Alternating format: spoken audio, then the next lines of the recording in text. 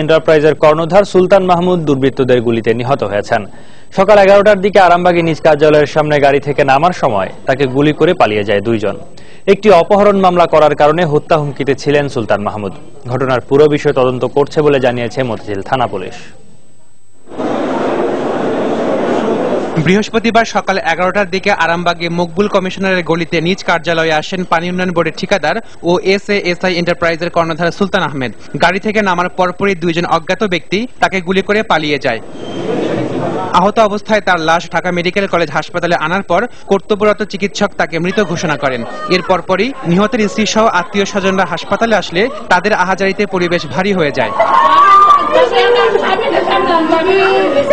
ঘটনার প্রত্যক্ষদর্শী নিহতের গাড়ির ড্রাইভার পুরো ঘটনার বর্ণনা দেন এভাবে। গাড়ি থেকে যখন আমার স্যার নামলো, স্যার বলতেছে তুমি গাড়িটা রাখো, আমি আবার বেরোবো, তুমি পার্কিং করো।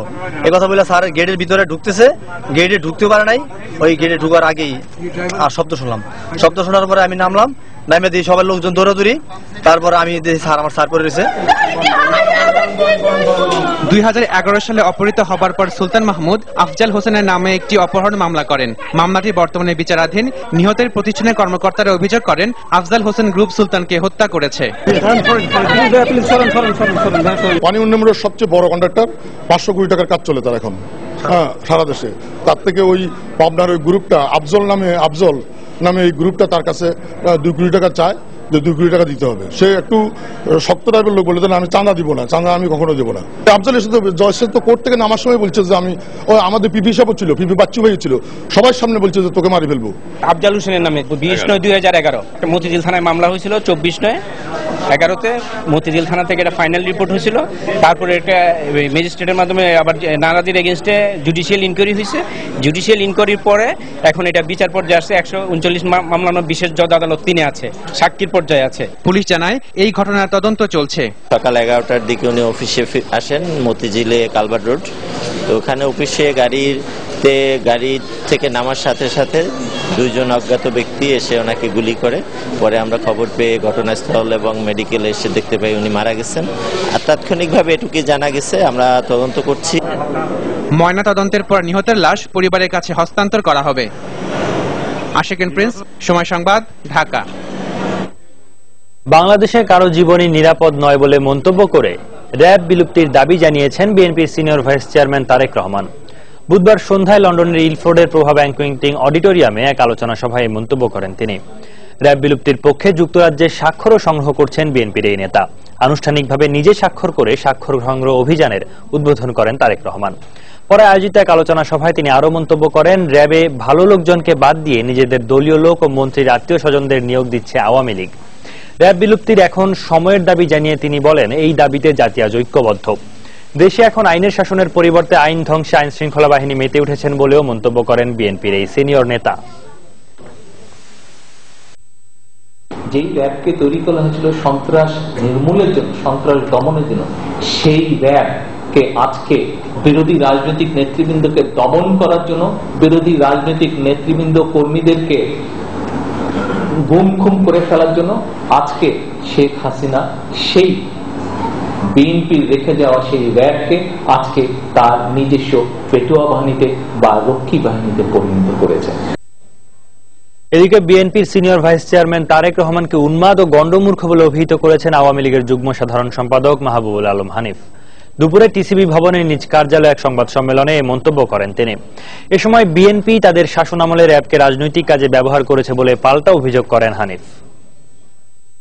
তিনি এখন লন্ডনে বসে আরামাইশি জীবন কাটাচ্ছেন এবং মাঝে মধ্যে এই ধরনের উদ্ভট উন্মাদের মতো কথাবার্তা বলে উনি সবার নজর কাড়ার চেষ্টা করছেন। এই ধরনের একটা উন্মাদ, একটা গণ্ডমূর্খের কোন খবরের পরে যদি আর পরিবেশন না করা হয়, সেটাই আমার অনুরোধ থাকবে। বিএনপি চেয়ারপারসন বেগম খালেদা জিয়া উনি ওখানে আইনজীবীদের সমাবেশে বলেছিলেন যে র‍্যাব সৃষ্টি করা হয়েছিল আওয়ামী লীগের কারণে। র‍্যাবকে একটি রাজনৈতিক উদ্দেশ্যে উনি তৈরি করেছিলেন।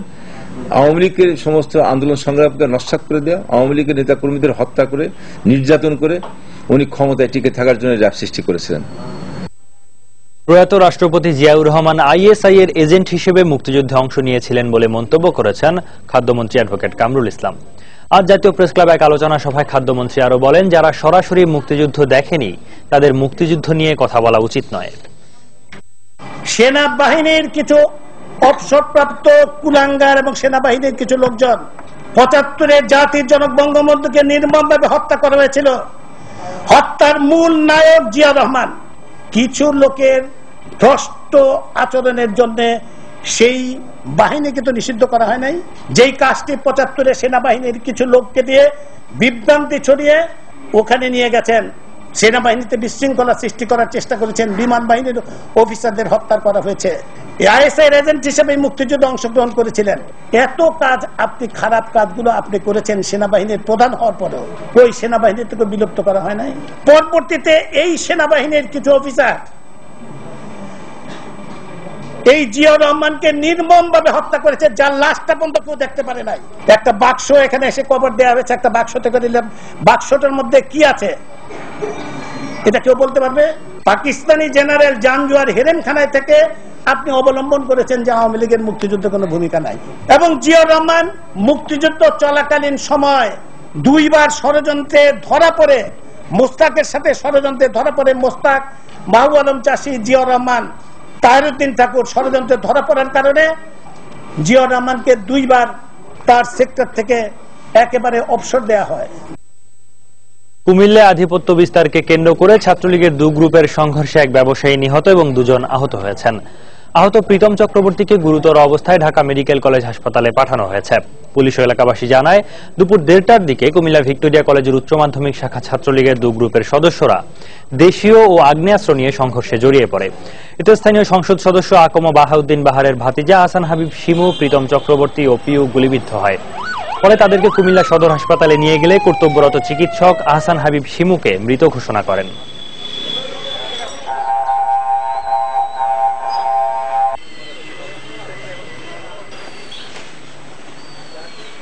তার পিছনে একটা গুলি লাগছে, বাম দিকের হার্টে লেগেছে সম্ভবত, সেজন্য সে এখানে হাসপাতাল নিয়ে এসে ডাক্তার তাকে মৃত ঘোষণা করছে। আমরা পোস্টমর্টমের ব্যবস্থা করতেছি, আইনানুগ ব্যবস্থা নেব। এদিকে বরিশালে বাস থামানোকে কেন্দ্র করে বিশ্ববিদ্যালয়ের শিক্ষার্থীদের সঙ্গে পরিবহন শ্রমিকদের সংঘর্ষে 5 জন আহত হয়েছে। পুলিশ জানায়, বেলা 12টার দিকে বিশ্ববিদ্যালয়ে আসার জন্য কয়েকজন শিক্ষার্থী নগরীর রূপাতলী থেকে বাসে ওঠে। বাস থামানোকে কেন্দ্র করে এ সময় হেলপারের সঙ্গে শিক্ষার্থীদের কথা কাটাকাটি হয়। এই ঘটনার জেরে বিশ্ববিদ্যালয়ের সামনের রাস্তায় বেশ কয়েকটি যানবাহন ভাঙচুর করে শিক্ষার্থীরা। এই ঘটনায় পরিবহন শ্রমিকরা বরিশাল পটুয়াখালী সড়ক অবরোধ করে রাখে এবং বিশ্ববিদ্যালয়ের ছাত্রদের উপর পাল্টা হামলা চালায়। পরিস্থিতি নিয়ন্ত্রণে পুলিশ আসলে ত্রিমুখী সংঘর্ষ শুরু হয়। এই ঘটনায় 2 পক্ষের 5 জন আহত হয়। এলাকায় অতিরিক্ত পুলিশ মোতায়েন করা হয়েছে।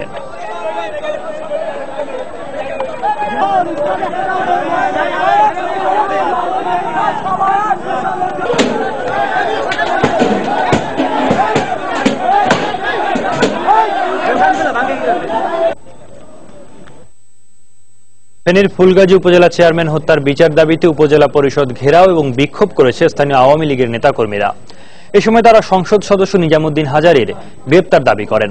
অন্যদিকে হত্যাকাণ্ডে জড়িত থাকার অভিযোগ অস্বীকার করে নিজাম হাজারী বলেছেন, আওয়ামী লীগ নয়, বিএনপি ও জামায়াত তার বিরুদ্ধে অপপ্রচার চালাচ্ছে। ফেনী থেকে আরো জানাচ্ছেন খান মোহাম্মদ রুমেল।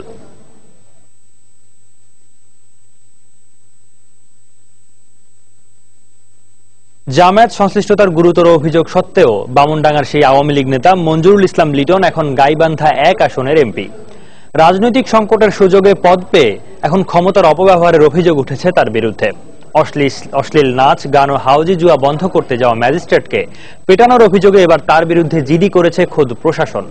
এ নিয়ে তোলপাড় চলছে এলাকায়। রতন সরকারের রিপোর্ট।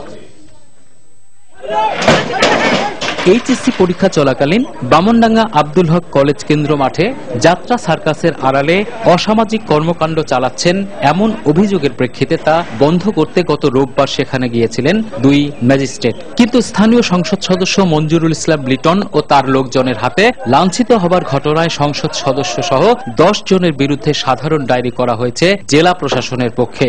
তাদের বিরুদ্ধে প্রচলিত নীতিমালা অনুযায়ী বা আইনানুগ ব্যবস্থা নেওয়ার অগ্রসর হচ্ছে। কিন্তু তাদের গায়ে হাত তোলার কথা অস্বীকার করছেন লিটন। তার নির্বাচনী এলাকায় বিভিন্ন প্রকল্পে বরাদ্দ লুটপাটে বাধা দেয় এটি জেলা ও উপজেলা প্রশাসনের ষড়যন্ত্র বলে উল্টো অভিযোগ তার।